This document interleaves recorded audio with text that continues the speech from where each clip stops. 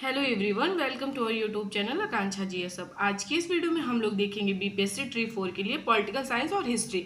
इसके 40 क्वेश्चंस आते हैं, हम पूरा कंप्लीट करेंगे 40 दोनों क्वेश्चन, हिस्ट्री के भी और पॉलिटिकल साइंस के भी, जिसके 6 to 8 के एग्जाम होंगे। ये हम रुकमनी पब्लिकेशन के बुक से कर रहे हैं। ये बहुत ही ज़्यादा अच्छा बुक है और इससे मतलब बहुत सारे क्वेश्चन भी आते हैं। तो फिर हम शुरू करते हैं। देखिए, सबसे पहले हम पॉलिटिकल साइंस देखेंगे। 111 से शुरू होता है हमारा। भारत के संविधान में जन स्वास्थ्य एवं स्वच्छता किसमें शामिल है? देखो, भारत के संविधान में जन स्वास्थ्य एवं स्वच्छता जो शामिल है ना, वो राज्य सूची में है। किसमें है? राज्य सूची में। तो इसका राइट आंसर जो है ऑप्शन ए है। देखो, भारत के संविधान में जन स्वास्थ्य एवं स्वच्छता राज्य सूची में शामिल है। राज्य सूची का विषय जिन राज्यों के विधानमंडल पर कानून बनाते हैं। इसमें इस सूची में मूलतः 66 प्रविष्टियां थी, जिसकी वर्तमान में संख्या अब कितनी हो गई है? 59। स्टार्टिंग में मूल कितनी थी आपसे पूछ सकता है, तो 66 थी। अभी कितना है? 59 है। और देखो, महत्वपूर्ण चीजें देख लेते हैं क्या क्या है। जैसे लोक व्यवस्था हो गया, पुलिस, कारागार, होटल, बाजार आदि इसी के अंतर्गत आते हैं। अगला हमारा क्वेश्चन है, संसदीय प्रणाली में कार्यपालिका किसके प्रति उत्तरदायी होती है? तो कार्यपालिका किसके प्रति उत्तरदायी होती है? तो याद रखिएगा विधानमंडल की। तो इसका राइट आंसर है ऑप्शन ए। संसदीय प्रणाली में कार्यपालिका उत्तरदायी होती है विधानमंडल की। इसका राइट आंसर ऑप्शन ए है। अगला हमारा क्वेश्चन, निम्नलिखित में किस राज्य में विधान परिषद है? विधान परिषद की बात पूछ रहा है तो किस राज्य में है? याद रखिएगा कर्नाटक में है। तो इसका राइट आंसर ऑप्शन बी है। विधान परिषद कहाँ पे है? कर्नाटक में। इसका राइट आंसर ऑप्शन बी है। और एक चीज याद रखिएगा, विधान परिषद से भारत के 6 राज्यों में सिर्फ विधान परिषद है। कहाँ कहाँ पे? उत्तर प्रदेश में है, महाराष्ट्र में है, बिहार में है, आंध्र प्रदेश में, तेलंगाना। देखो, यूपी, एक बार भी आप लोग भी लिख लीजिएगा ताकि नहीं भूलेंगे। बिहार, उसके बाद से है आंध्र प्रदेश, महाराष्ट्र और फिर तेलंगाना है हमारा, और उसके बाद हमारा कौन सा है अभी हमने बताया? कर्नाटक। तो इसका राइट आंसर ऑप्शन बी है। अगला है, भारत का संवैधानिक प्रमुख कौन होता है? तो भारत का संवैधानिक प्रमुख कौन होता है हमें पता है, तो हमारे राष्ट्रपति। तो इसका राइट आंसर ऑप्शन ए है। Option A. भारतीय संविधान के अनुच्छेद में 52 में, जो आर्टिकल 52 है, राष्ट्रपति का पद का उल्लेख है। और आर्टिकल 53 में लिखा गया है कि कार्यपालिका शक्ति राष्ट्रपति में निहित हो गई। और आर्टिकल 74 में लिखा है कि राष्ट्रपति स्वयं विवेक कृत्य को छोड़कर सभी कार्यों का संपादन मंत्री परिषद के सलाह से करेंगे, जिसके प्रधान कौन होंगे? प्रधानमंत्री होंगे। शासन का प्रधान कौन होता है? याद रखिएगा, प्रधानमंत्री होते हैं। भारत के संवैधानिक प्रमुख राष्ट्रपति होते हैं। और भारत के प्रथम नागरिक कौन कहलाते हैं? हमारे राष्ट्रपति। ये भी याद रखिएगा। अगला है, निम्नलिखित में कौन भारत का केंद्र शासित प्रदेश नहीं है? भारत का कौन सा केंद्र शासित प्रदेश नहीं है? देखो, चंडीगढ़ है हमारा, लक्षद्वीप है, लेकिन गोवा नहीं है। तो इसका राइट आंसर ऑप्शन सी है। गोवा हमारा केंद्र शासित प्रदेश नहीं है। तो इसका राइट आंसर ऑप्शन सी हुआ। अगला हमारा जो क्वेश्चन दिया हुआ, निम्नलिखित में कौन भारत देश का प्रमुख है? भारत का प्रमुख पूछ रहा है तो कौन है? तो अभी हमने देखा था हमारे राष्ट्रपति साहब। तो इसका राइट आंसर ऑप्शन सी है।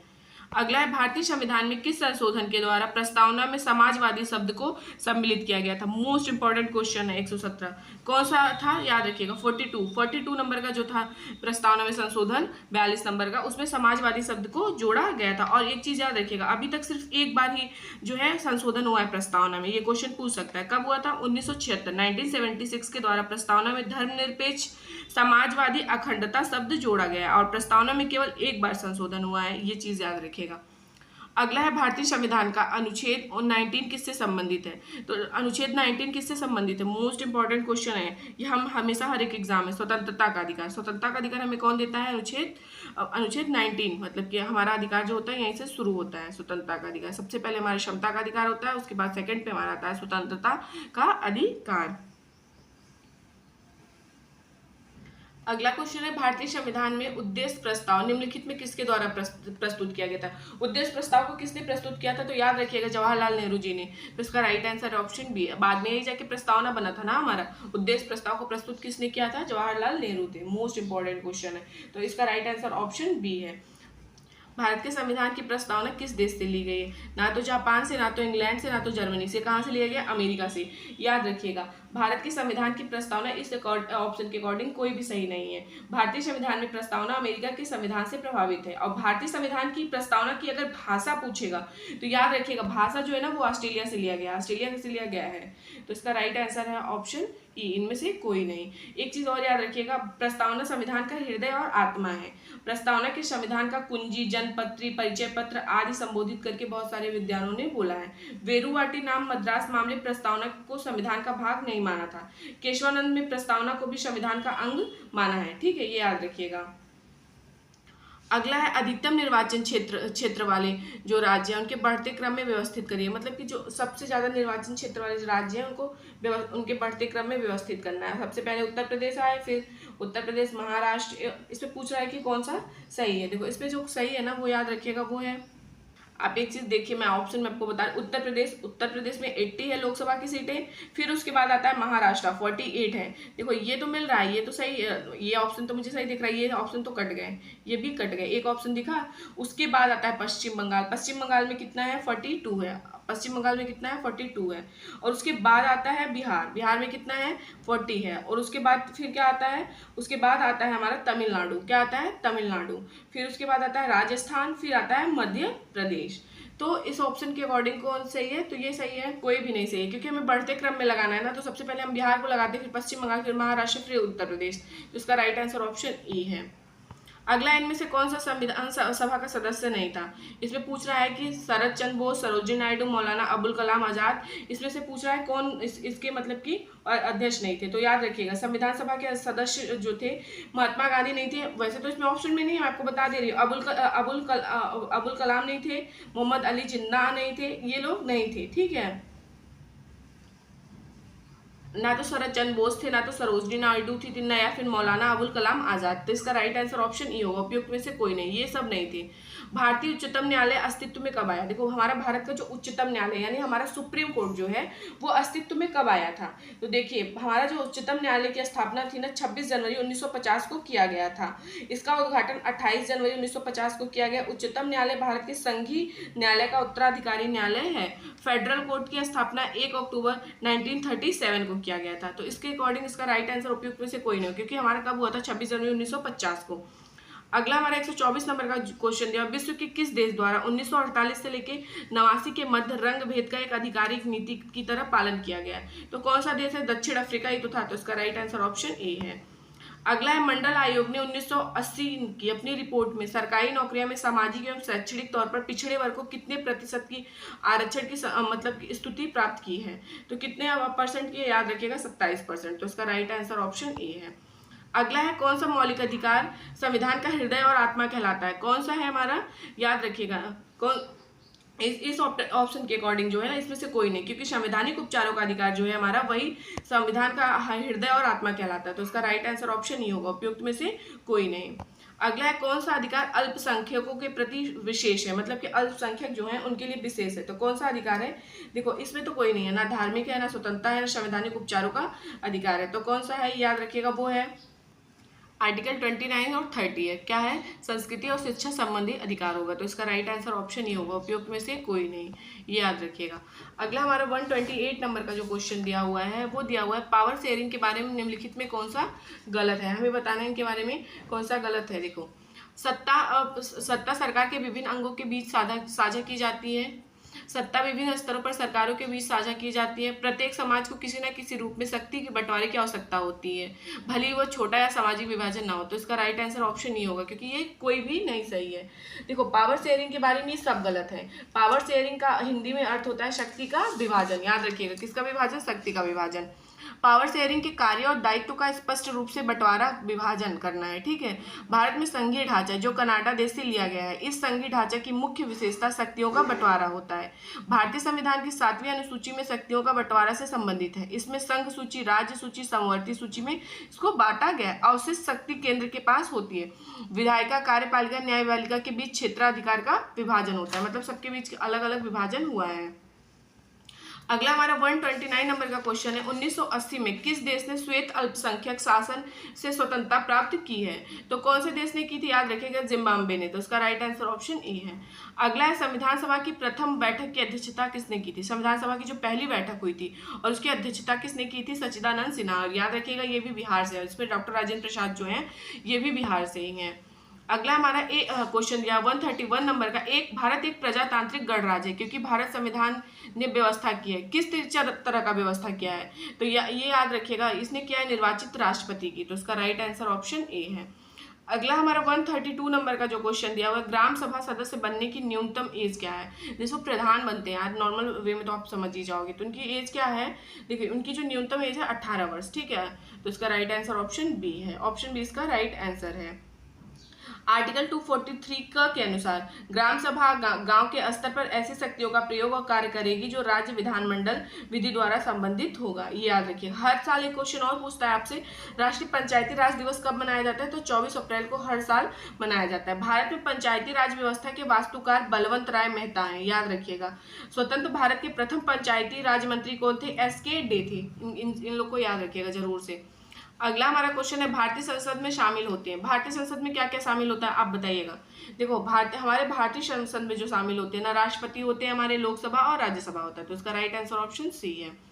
अगला हमारा क्वेश्चन दिया 134 नंबर का, भारतीय संविधान का कौन सा अनुच्छेद यह व्यवस्थित करता है कि निर्वाचन का अधीक्षण, निर्देशन और नियंत्रण निर्वाचन आयोग में निहित होगा? तो कौन सा मतलब अनुच्छेद यह करता है? तो याद रखिएगा आर्टिकल 324।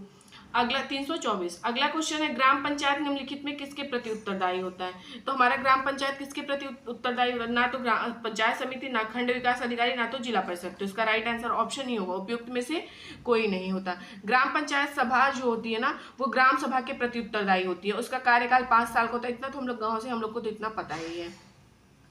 अगला हमारा क्वेश्चन है, जब विधायिका का सामान्य कार्यकाल समाप्त होने से पूर्व चुनाव होता है तो इसको क्या कहा जाता है? तो इसको क्या कहते हैं? इसको कहते हैं मध्य अवधि चुनाव। मध्य अवधि चुनाव कहते हैं किसको? जब विधायिका का सामान्य कार्यकाल समाप्त होने से पूर्व चुनाव होता है तो इसको कहा जाता है मध्य अवधि चुनाव। अब हम 137 नंबर का क्वेश्चन है, भारत का राजधर्म है। इसमें पूछ रहा है भारत का जो राजधर्म है वो क्या है? देखो हिंदू, जैन, बौद्ध, भाई हमारे यहाँ कोई राजधर्म नहीं है। भारत एक धर्म निरपेक्ष और पंथ निरपेक्ष देश है। तो इसका राइट आंसर ऑप्शन ई है। अगला है, आधुनिक समय में किस देश ने सर्वप्रथम महिलाओं को मतदान का अधिकार प्रदान किया था? सबसे पहले मतदान का अधिकार किसने प्राप्त किया था? तो याद रखिएगा न्यूजीलैंड ने। तो इसका राइट आंसर ऑप्शन बी है। न्यूजीलैंड ने सबसे पहले मतलब महिलाओं को वोट देने का अधिकार दिया था। कब दिया था ये पूछ सकता है? 1893 में। 1893 में दिया था। अगला क्वेश्चन है, निम्नलिखित में कौन सा क्षेत्रीय राजनीतिक दल नहीं है? मतलब कौन सा ऐसा क्षेत्रीय राजनीतिक दल नहीं, जैसे नेशनल कॉन्फ्रेंस, हरियाणा विकास पार्टी, इंडियन नेशनल लोक दल। तो कौन सा नहीं है इसमें से? याद रखिएगा हरियाणा विकास पार्टी। तो इसका राइट आंसर ऑप्शन सी है। अगला हमारा 140 नंबर का क्वेश्चन है, वो दिया हुआ है, संविधान में प्रारूप समिति के अध्यक्ष डॉक्टर BR अम्बेडकर ने किस अनुच्छेद को संविधान का हृदय एवं आत्मा कहा है? किसको कहा है? अभी क्वेश्चन देखो घुमा के आ गया ना, आर्टिकल 32 हमारा जो संवैधानिक उपचारों का अधिकार है उसको उन्होंने कहा है। और आप एक चीज और याद रखिएगा, प्रारूप समिति के अध्यक्ष कौन थे? Doctor BR Ambedkar. और किस अनुच्छेद को हृदय एवं आत्मा कहा है? अनुच्छेद 32 को, संवैधानिक उपचारों का जो अधिकार है। अगला है, फ्रांस में स्वतंत्रता, समानता, भ्रातृत्व का नारा कब बुलंद किया गया? मतलब कि ये क्वेश्चन बहुत आता है, फ्रांस में स्वतंत्रता, समानता और मतलब भाईचारे का ये नारा कब दिया गया था? तो ये जो नारा था ना, याद रखिएगा, ये दिया गया था 1789 में। 1789 में जब लुई 16वां के खिलाफ ये लोग लड़ाई जंग कर रहे थे। ठीक है, किसने लिखा है कि स्वतंत्रता का अर्थ बंधनों का अभाव है? ये चीज किसने लिखा है? 142 नंबर का क्वेश्चन है। तो याद रखिएगा हाब्स ने लिखा। देखिए हम आपको एक चीज बता दे रहे हैं, अगर आप 6 to 8 दे रहे हैं तो आप 10 तक तो हिस्ट्री और पॉलिटिकल साइंस कंप्लीट कर लीजिए, क्योंकि क्वेश्चन देखिए वहीं से आ रहा है। अगला है, किसने मनुष्य स्वतंत्र रूप से जन्म लेता है लेकिन सभी जगह वो बंधनों में रहता है? ये किसने कहा था कि मनुष्य जो है वो स्वतंत्र रूप से जन्म लेता है और फिर वो, लेकिन वो क्या कहता है, कहते हैं कि मनुष्य जो है वो बंधनों में रहता है। तो किसने कहा था? रूसो ने, महान दार्शनिक है रूसो, उन्होंने कहा था। और ये सही बात है, हम स्वतंत्र तो होते हैं लेकिन उसके बाद हम हर जगह पे बंधे रहते हैं। अगला है, मौलिक अधिकार निलंबित किए जा सकते हैं किसके द्वारा? तो राष्ट्रपति के द्वारा ही तो किए जा सकते हैं। तो इसका राइट आंसर ऑप्शन बी है। अगला है, भारत में सांप्रदायिकता के विकास का मुख्य कारण क्या है? भारत में जो सांप्रदायिकता होती है, मतलब कास्ट वगैरह को लेके, हर एक चीजों को लेके, तो मतलब इसका मुख्य कारण क्या है? अल्पसंख्यक समूहों का शैक्षिक और आर्थिक पिछड़ापन। देखो पढ़ना बहुत जरूरी है यार। अभी किसी को अब जो नहीं पढ़ा लिखा रहेगा, आपको उसको कुछ भी समझा दोगे तो वो मान लेगा कि हाँ ठीक है ये सही है। ठीक है, तो पढ़ना लिखना बहुत ही जरूरी है। अगला हमारा क्वेश्चन है 146 नंबर का, भारत के संविधान का 73वां संशोधन अधिनियम 1992 के पारित हो जाने का कारण क्या था? क्या मतलब किस लिए पारित किया गया था? तो याद रखिएगा पंचायती राज के बल को प्रदान करना। अगला हमारा जो क्वेश्चन दिया हुआ है, भारत के दोनों सदनों के संयुक्त अधिवेशन का सभापतित्व कौन होता है? मतलब कि दोनों सदन समझ रहे हैं ना, लोकसभा और राज्यसभा, तो कौन होता है? तो ये याद रखिएगा, ये जो होते हैं ना, ये होते हैं लोकसभा के अध्यक्ष। तो इसका राइट आंसर ऑप्शन सी होगा, लोकसभा के अध्यक्ष होते हैं। अगला 148 नंबर का क्वेश्चन है, किसी विशेष दिन लोकसभा में अधिकतम दिन तारांकित प्रश्न पूछे जा सकते हैं? तो मतलब कब? याद रखिएगा 20 क्वेश्चन पूछे जा सकते हैं। अगला क्वेश्चन है, लोकसभा के निर्वाचन क्षेत्रों की सीमा निर्धारण पिछली बार निम्नलिखित में से किस ईस्वी या सन में किया गया था? तो कौन से में किया गया था? याद रखिएगा 1973 में। अगला है, भारत की प्रथम महिला प्रधानमंत्री थी कौन है? तो अभी तो इकलौती एक ही है ना, श्रीमती इंदिरा गांधी जी। तो इसका राइट आंसर ऑप्शन ए है। अब हम यहाँ से अपना हिस्ट्री देखेंगे, हिस्ट्री के 40 क्वेश्चन को। हिस्ट्री हमारा 71 से स्टार्ट होता है। देखो, पहला क्वेश्चन, निम्नलिखित में किस स्थान पर बौद्ध संगीति का आयोजन किया गया था? पाटलिपुत्र में भी, कश्मीर में भी, राजगीर में भी। तो इसका राइट आंसर ऑप्शन डी होगा, उपयुक्त में से एक से अधिक। अब देखो, हम आपको बता देते, पहला जो बौद्ध संगीति हुआ था ना, वो 1483 में हुआ था। 1483 में हुआ था। कहाँ पे हुआ था? राजगीर, या फिर इसको राजगीर भी बोल सकते हैं। और इसके शासक में हुआ था, किसके शासक में? अजातशत्रु। दूसरा हुआ था 383 ईसा पूर्व में, वैशाली में हुआ था। उसके उस टाइम पे कौन थे? कालाशोक शासक थे। तीसरा लगभग 255 ईसा पूर्व में हुआ था, पाटलिपुत्र में। उस टाइम पे अशोक थे। उसके बाद हुआ था चौथा वाला, जो प्रथम शताब्दी ईस्वी में हुआ था, कुंडलवन कश्मीर में हुआ था। और उसके मतलब शासक कौन थे? कनिष्क थे। तो इसका राइट आंसर ऑप्शन डी होगा, उपयुक्त में से एक से अधिक। अगला है, निम्नलिखित में किस शासक के दरबार में बहुत से विद्वानों को नवरत्न के रूप में अलंकृत किया गया है? तो नवरत्न किसके दरबार में रहते थे? तो चंद्रगुप्त द्वितीय के, याद रखिएगा। इसका राइट आंसर ऑप्शन बी है, ऑप्शन बी, सॉरी ए है, चंद्रगुप्त द्वितीय। चंद्रगुप्त द्वितीय के टाइम पे हुआ था। धन्वंतरी, कालिदास, अमर सिंह, खटखर पर, वारामिहिर, छड़ पर, शंकु, वरुचि, बेताल भट्ट चंद्रगुप्त द्वितीय के दरबार में नवरत्न थे। अकबर के दरबार में भी नवरत्न थे, लेकिन इसमें देखो अकबर दिया नहीं है, लेकिन 2 देते तो कर सकते हैं। लेकिन चंद्रगुप्त के सबसे पहले अलंकृत जो किया गया था ना, तो ये चंद्रगुप्त द्वितीय के टाइम पे। अकबर तो बहुत बाद में आए थे ना। अगला है, सिराजुद्दौला किस युद्ध में अंग्रेजों से पराजित हुआ था? तो सिराजुद्दौला को कौन से में हराया गया था? तो प्लासी में। ठीक है, इसका राइट आंसर ऑप्शन बी है, प्लासी में। अगला हमारा जो क्वेश्चन, निम्नलिखित में कौन सा 1857 के विद्रोह का परिणाम था? 1857 के विद्रोह का परिणाम जो था, ईस्ट इंडिया कंपनी की शक्तियों को ब्रिटिश क्राउन में हस्तांतरित कर दिया गया। जैसे ये युद्ध समाप्त हुआ, जस्ट उसके बाद क्राउन का शासन आ गया। ठीक है, क्राउन का शासन आ गया था 1858 में। अगला है, वास्को डी गामा का मकबरा, मतलब जहाँ पे उसको दफनाया गया है, भारत के निम्नलिखित में कौन से स्थान पे है? तो इसका जो है, जो वास्को डी गामा था, वो भारत में जब आया था, यहीं पे मर और गया। तो कहाँ पे? इसका कोच्चि में। तो इसका राइट आंसर ऑप्शन सी है।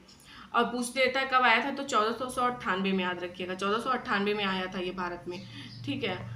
अगला क्वेश्चन है, रंगराजन आयोग की सिफारिश के आधार पर एक अधिसूचना द्वारा 2005 में निम्नलिखित में किसकी स्थापना की गई थी? तो 2005 के बाद, देखो नीति आयोग तो ये 2014 में हुआ, 15 में हुआ था। तो ये पूछ रहा है कि किसकी हुई थी? तो याद रखिएगा, राष्ट्रीय सांख्यिकी आयोग। तो इसका राइट आंसर ऑप्शन सी है। अगला क्वेश्चन दिया, निम्नलिखित में कौन सा युग्म गलत है? रायगढ़ का किला महाराष्ट्र में, ठीक है। जूनागढ़ का किला देखो गलत है। जूनागढ़ का किला क्या है? गुजरात में। हमें गलत ढूंढना था ना, मिल गया। मेहरानगढ़ का किला जो है, ये राजस्थान के जोधपुर में है। अगला क्वेश्चन है, 1857 के पाइक विद्रोह का नेतृत्व किसने किया था? पाइक विद्रोह जो हुआ था, इसका नेतृत्व किसने किया था? बक्सी जंग बंधु विद्याधर ने किया था। 1800 कब हुआ था? 17 में। तो इसका राइट आंसर ऑप्शन बी होगा, ये याद रखिएगा। पाइक विद्रोह उड़ीसा प्रांत से संबंधित है। अगला हमारा जो क्वेश्चन है 79 नंबर का, वो दिया है, रमदान या रमजान इस्लामी कैलेंडर का महीना और दुनिया भर के मुसलमान द्वारा इसे उपवास के लिए किस महीने में चुना जाता है? जो अभी रमजान होता है, तो कौन से महीने में होता है? तो याद रखिएगा, ये 9वें महीने में होता है। कौन से? 9वें महीने में होता है। तो इसका राइट आंसर ऑप्शन ए है। अगला है, यहूदियों के कौन से पर्व रोशनी का पर्व कहलाता है? यहूदी जो होते हैं, उनका कौन सा ऐसा पर्व है जो वो कहा जाता है रोशनी का पर्व? तो हनुक्का। इसका right answer option C, Hanukkah. Hornbill festival कहाँ मनाया जाता है? ये नागालैंड में। ये चीज़ याद रखिए। इस्लाम में अरब पैगंबर मोहम्मद द्वारा प्रचारित एक प्रमुख है, कब किया था इन्होंने? 7वीं शताब्दी में। इसका राइट आंसर ऑप्शन है, 7वीं शताब्दी में किया था। अगला हमारा जो क्वेश्चन नंबर है वो है 83। क्राइस्ट चर्च, जिसे पूर्वोत्तर भारत का प्राचीनतम चर्च माना जाता है, किस पूर्वोत्तर शहर में स्थित है? तो ये कहाँ पे स्थित है? तो गुवाहाटी में। तो इसका राइट आंसर ऑप्शन बी है। अगला है, निम्नलिखित में कौन सा सम्मिलित है, मतलब सुमिलित है? कौन कौन सा इसमें सही है? देखो हमें बताना है, इसमें एक से अधिक है। हाथी गुम्फा जो है ना, ये हाथी गुम्फा वाला जो है, ये भी कलिंग शासक खारवेल का है। किसका है? कलिंग शासक खारवेल का। हाथी गुम्फा अभिलेख में भारतवर्ष शब्द का प्रथम बार उल्लेख हुआ है, ये भी याद रखिएगा। हाथी गुम्फा अभिलेख बिहार, बंगाल, उड़ीसा क्षेत्र में सम्मिलित जनसंख्या का है, ये याद रखिएगा। खारवेल जैन धर्म का अनुयायी था। खारवेल जो था, किसका था? जैन धर्म का। पहला वाला तो सही है। एहोल अभिलेख, ये होल अभिलेख पूछ रहा है कि ये किसका है, तो देखो ये एक चीज याद रखिएगा, ये होल जो अभिलेख है ना, ये जो था ये वातापी और वादामी चालुक्य वंश के थे, ठीक है, इनका था, वो चालुक्य वंश के शासक पुलकेशिन द्वितीय का था, तो ये भी सही है। जूनागढ़ अभिलेख बिल्कुल गुजरात में है और रुद्रदामन का है, तो इसका राइट आंसर उपयुक्त में से एक से अधिक होगा, ठीक है, ऑप्शन डी। अगला है सारीपुत्र प्रकरण, निम्न में से किसकी रचना है? सारीपुत्र प्रकरण, इसकी रचना किसने की थी? तो याद रखिएगा इसकी रचना जो की थी ना तो नागार्जुन, ना तो वसुमित्र, ना तो नागसेन, तो इसका राइट आंसर जो होगा ऑप्शन ई होगा। इसकी रचना जो की थी भगवान बुद्ध के एक शिष्य थे, सारीपुत्र से संबंधित है, उन्होंने किया था। उनका नाम क्या है याद रखिएगा, उनका जो नाम है ना वो है सारीपुत्र। सुशर्मन मगध पर शासन करने वाले निम्न में से किस वंश का अंतिम शासक था?